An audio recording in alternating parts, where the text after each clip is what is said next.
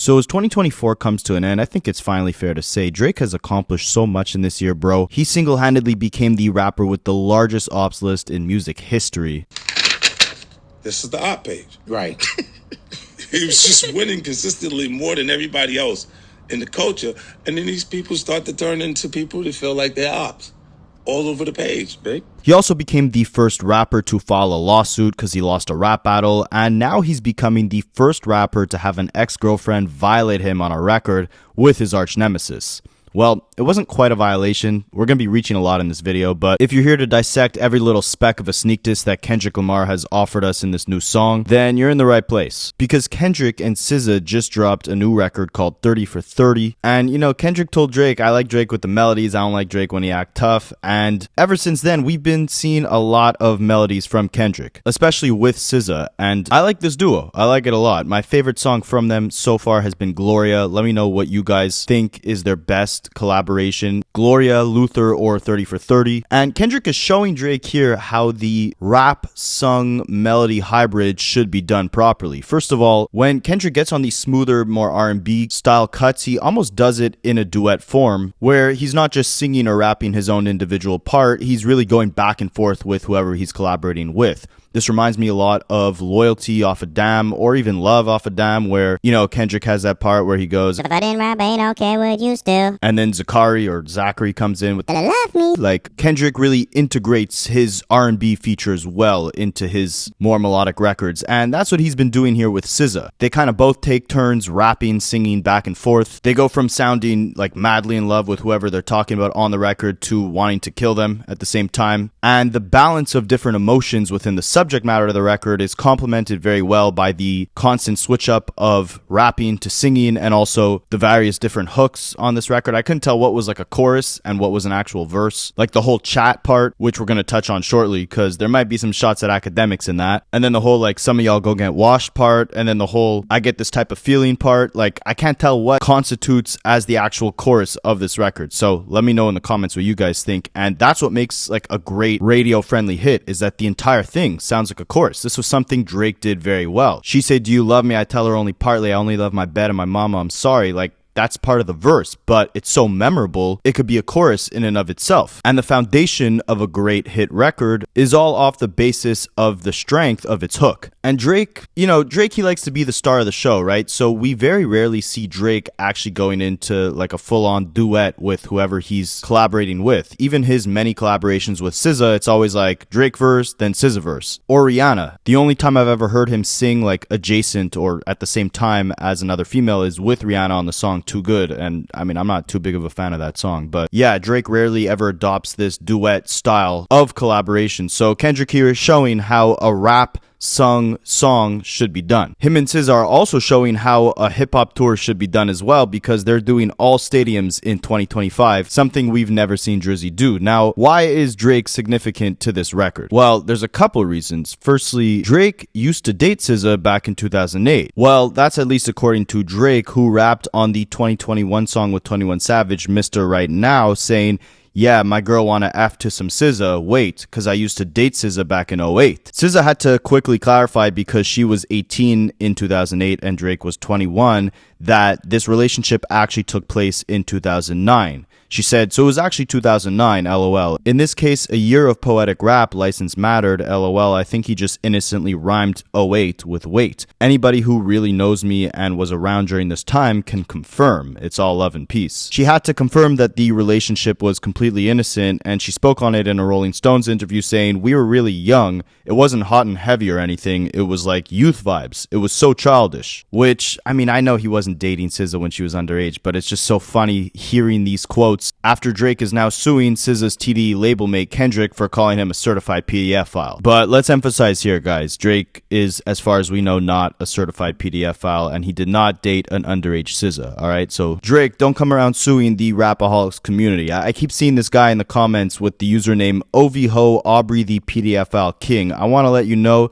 shout out to this guy, but we are not in fact saying you are a PDF file. We don't want no legal problems over here. Now the song samples throw some D's on it, It by Rich Boy, a 2006 classic. The first time I ever heard this beat was when Lil Wayne spit a freestyle over it called Put Some Keys on That. And this was classic Wayne, man. He rapped, "Okay, I'm not a rookie, I'm a pro. Methazine fiend, make my homies say ho, make all the girls scream. I'm a vegetarian, man, I only eat beets. Wear a lot of carrots and I smoke the best greens. No beef in my grocery bag, just some Swishers and a whole bunch of cans of whoop ass." Just had to shout Wayne out because if you think Kendrick is the only one who could do the Super Bowl, then my rebuttal is these bars. I would love to hear these bars on the Super Bowl stage. And that song actually samples the 1979 classic I Call Your Name by the band Switch. And in a climate where tons of rappers are doing these cheap interpolations of old hit records, Drake included with Way Too Sexy, it's refreshing to see Kendrick use these samples in a much more creative way and bring new light to these old records. He did the same thing a bunch of times on GNX with songs like Reincarnated or Luther. Side note, that's why I also think that GNX might be a double album or just be treated as sort of a mixtape, because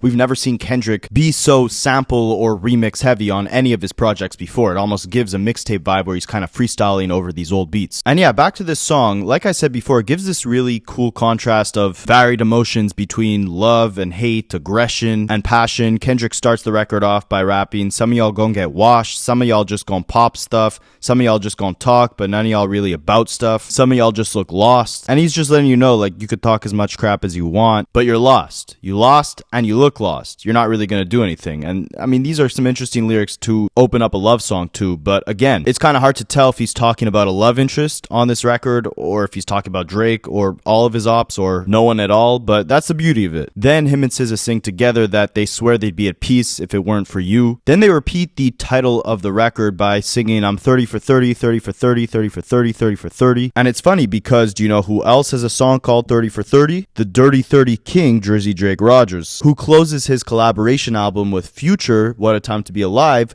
with the outro 30 for 30 freestyle. And Drake opens up that song by rapping, "Never thought I'd be talking from this perspective, but I'm not really sure what else you expected when the higher ups have all come together as a collective with conspiracies to end my run and send me a message." This was right after Drake's beef with Meek Mill, and it was riddled with sneak disses against Meek Mill, similarly to how Kendrick and SZA's 30 for 30 song is riddled with sneak disses against Drake, and both of them came fresh off the heels of rap battles that Drake participated in. Drake continues his 30 for 30 by rapping, "I mean, I'd say hats off for a solid effort, but we didn't flinch for a second. We got our stuff together. Not here to fight wars, but people want to talk high scores." This was right after many people thought Drake would be done after all of the ghostwriter allegations came out against him, and he quickly bounced back and went back to back, destroying Meek Mill in that battle and making people forget, at least temporarily, about all the work Quentin Miller did in the OVO sweatshop, concocting If You're Reading This Is Too Late. And he was talking crazy on this record. He rapped, "We ain't in it, we just ghost ride. The pen is working if you people need some ghost lines.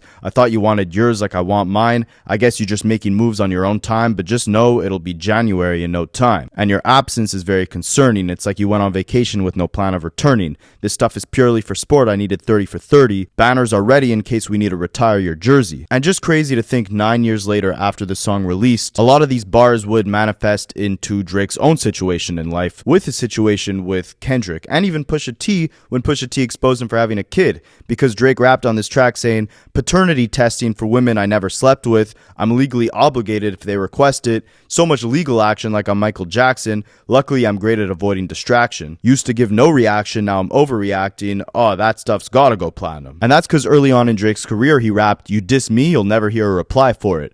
But then about 5 years later, he ended up going back to back on Meek Mill's Head Top. And while he used to give no reaction, he definitely did start overreacting, because then he quickly jumped out at Pusha T. Pusha T exposed him for having a kid. And on this 30 for 30 record, Drake is predicting a lot of that stuff, rapping paternity testing for women that I never slept with. Then Kendrick accusing him of being a PDF file. Drake rapped on this record saying, "So much legal action like I'm Michael Jackson. Luckily, I'm great at avoiding distraction." What did Drake distract us with after this beef? A lawsuit. What was Michael Jackson being accused of? Being a PDF file. What did Kendrick accuse Drake of?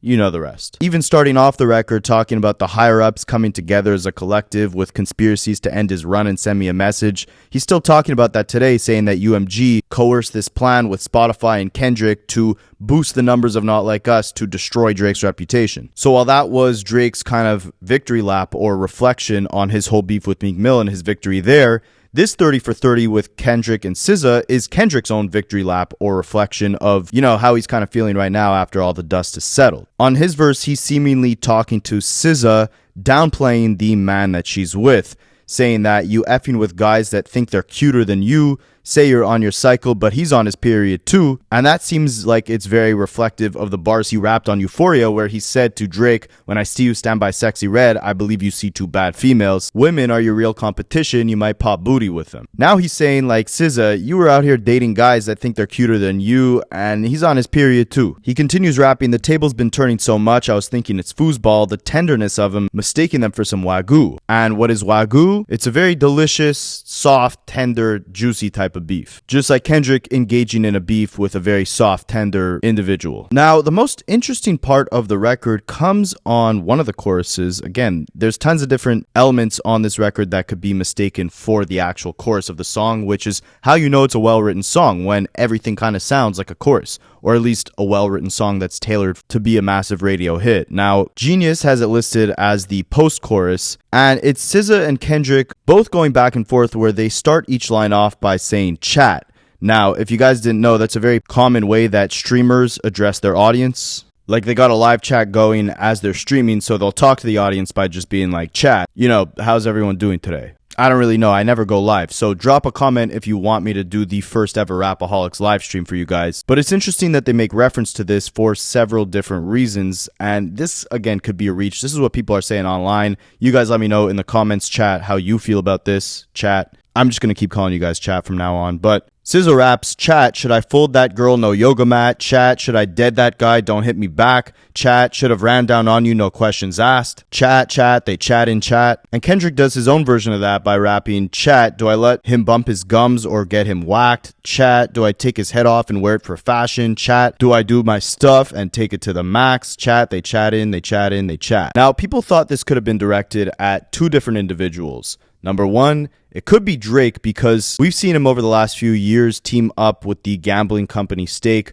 for an alleged $180 million contract where he's just basically promoting gambling to a bunch of young children on various different streams. He's on there losing a bunch of money that the gambling company gave to him, and he's addressing the chat, and he sent shots at a bunch of different people while he's on these streams. He sent shot at Metro Boomin, calling him a tweet and deleter. He sent shots at the Weeknd, telling the other streamer that he went live with, XQC, to turn the Weeknd's music off because he's not a real Sixer. You have to switch this song off. It's on a play, so let him know. Have to switch this one. We're real Sixers. We're real Sixers. They're real six side. We don't listen to that. He called Steve Lacy a fragile op because Steve Lacy appeared at Kendrick's pop-out concert. Guy's like a fragile op, but it's a good song though. It's a fragile op. Okay, interesting. He's like a fragile op, but it's a good song though. What does that mean, a fragile op? No. Chat knows what I'm talking about. Fragility. He told the chat on XQC stream that rap is weird nowadays. I feel like I want to hear what you would listen to. Okay, I'll play right now then. Yeah. Rap music is weird now anyway. I want to hear what you listen to. He commented custard in someone's chat during a live stream in reference to Kendrick yelling mustard on TV off. There's been some interesting activity from Drake on different streams in the last few months. I have a whole video breaking down his weird streaming activity lately.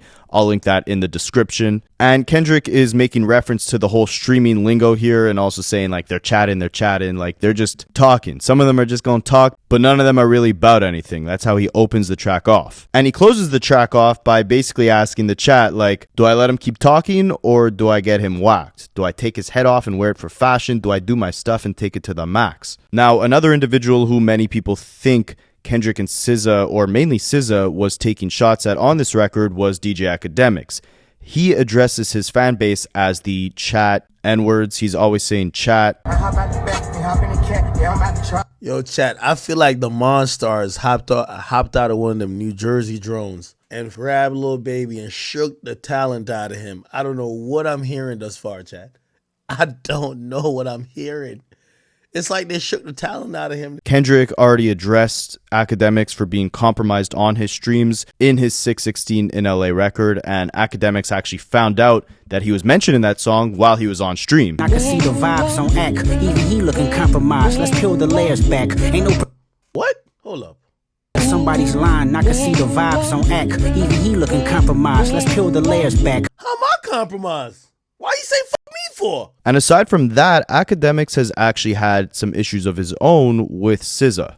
That's why many people think she's talking about Ak specifically, especially when she raps the bars, should have ran down on you, no questions asked. Because Akademiks about a year and a half ago went on stream and didn't have the most respectful things to say about SZA's weight, which is funny because, you know, if you've seen Akademiks, he's built like the grimace monster from McDonald's. So he doesn't really have any, you know, jurisdiction to be talking about other people's weight, but he decided to go at SZA. I might drop a clip in the next few seconds to show you guys what he said. I also might not. I gotta rewatch it and see how disrespectful it is, but if I do drop a clip, it's gonna be right here. SZA insecure, bitch had freckles, take it off, all that weird shit. You was trying to play with me one time. I'm on your ass today. We're still though. We just gotta keep it a beam with you. I ain't gonna lie. You know the crazy thing is? Let me keep it a beam. SZA is as fat as me. That's 100% facts. You got a double chin. You suck the fat out of there and put it into your ass be looking lopsided, your belly button be looking weird, because they done move that bitch around. It's like tic-tac-toe.